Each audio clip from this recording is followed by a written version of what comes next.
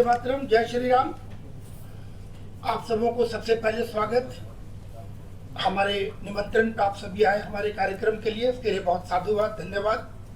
और सबसे पहला पूरे देश को आपके माध्यम से अभिनंदन देना चाहूँ। 17 वर्षों के बाद हिंदुत्व के नाम से जाने जाने साध्वी प्रज्ञा ठाकुर, जिनका केस माननीय न्यायालय के तरफ से कल उन्हें बाइज्जत बरी की जाती है। आफ्टर 17 ईयर्स, 17 वर्षों के बाद ये हुआ है। ये बहुत बड़ा सत्य की जीत है, हिंदुत्व की जीत है, न्यायालय का बहुत बड़ा एक परिचय हुआ है। पुनः साधुवाद देना चाहूँ पूरे देश को और आप सबों के माध्यम से। आज मिलने का मुख्य कारण है, मेरी भाई और मेरी बहन बैठी है। अब एक चर्चित केस जिसके लिए आप लोगों को मैंने निवेदन किया है आने के लिए, भैरव सिंह जी का। सभी को ज्ञात है कि जिस षड्यंत्र के तहत शर्म आनी चाहिए यहाँ के प्रशासन, शासन प्रशासन को, कि एक व्यक्ति के पीछे सारा तंत्र लगा दिया, लज्जाजनक बात है। आपकी ताकत, आपकी इच्छा शक्ति को दर्शाता है। सरकार किस मोड में चल रही है। एक व्यक्ति को गिरफ्तार किया गया बहुत ही षड्यंत्र के तहत। उनकी माताजी मेरी भाई और बैठी है और इस केस को जो देख रहे हैं वकील साहब हमारे, पूरा परिचय होगा, स्वयं देंगे आगे वो। और बाकी इसी केस से संबंधित और भी एक दो पात्र हैं। एक बहन हमारी दाहिनी तरफ जो बैठी हैं, इन सबों का अभी साथ में फिर परिचय भी होता जाएगा। मुख्य विषय है, बहाना कुछ भी हो, अभी जो कहने के लिए कह दिया गया है, जिस प्रकार से कहा जा रहा है कि स्टैंड को लेकर मामला है, पूरे झारखंड को ज्ञात है कि ऐसा कोई मामला नहीं है। जो घटनाएं घटती रहती है, इनका अपना काम है। और जिस दिन घटना की चर्चा की जा रही है, भैरव सिंह वहां बिल्कुल नहीं थे।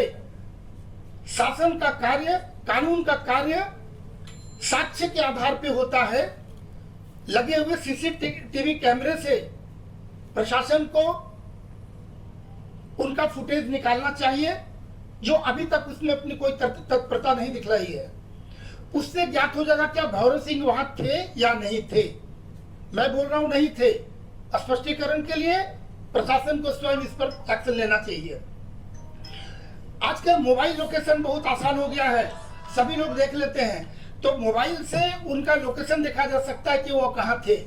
उसके बाद प्रशासन से मैं ये प्रश्न करना चाहूंगा, किस आधार पर आपने उनकी गिरफ्तारी की। किसी एक व्यक्ति के पीछे इतना षड्यंत्र रचते हैं, उनका भविष्य, उनका मानमर्दन जो हो रहा है, उनकी माताजी को देखा जा सकता है, पूरा परिवार जिस प्रकार से प्रताड़ित हो रहे हैं, मानसिक प्रताड़ना हो रही है, मान सम्मान की क्षति हो रही है, इसका भरपाई कौन करेगा।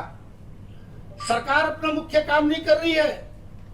जिहादी सड़क पर घूम रहे हैं खुले, उसे कोई देखने वाला नहीं।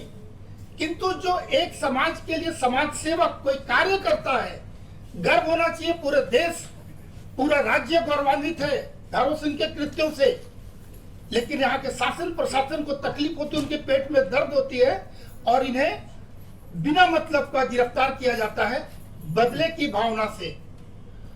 भाई हिंदू राष्ट्र है, बोलने से तकलीफ होगी लोगों को। भारतवर्ष हिंदू राष्ट्र है। हिंदू राष्ट्र में हम बहुसंख्यकों के ऊपर उल्टा प्रताड़ना होता है। जिहादी अपने कुकर्म करते हैं, वो खुलायाम घूम रहे हैं। यदि हिंदुत्व को लेकर कोई आवाज उठाता है, अपनी मर्यादा के अंदर रखकर कानून सम्मत अपनी गतिविधियों को देता है, तो झारखंड की सरकार और उसका प्रशासन ये लज्जाजनक इस प्रकार से घृणित कार्य कर रहे हैं, जिनका कोई जवाब उनका नहीं है। तो मैं बताना चाहूं कि इसका स्पष्टीकरण जो हमारी मांग है, हमारे वकील साहब भी बोलेंगे, उस दिशा पे प्रशासन को कार्य करना चाहिए।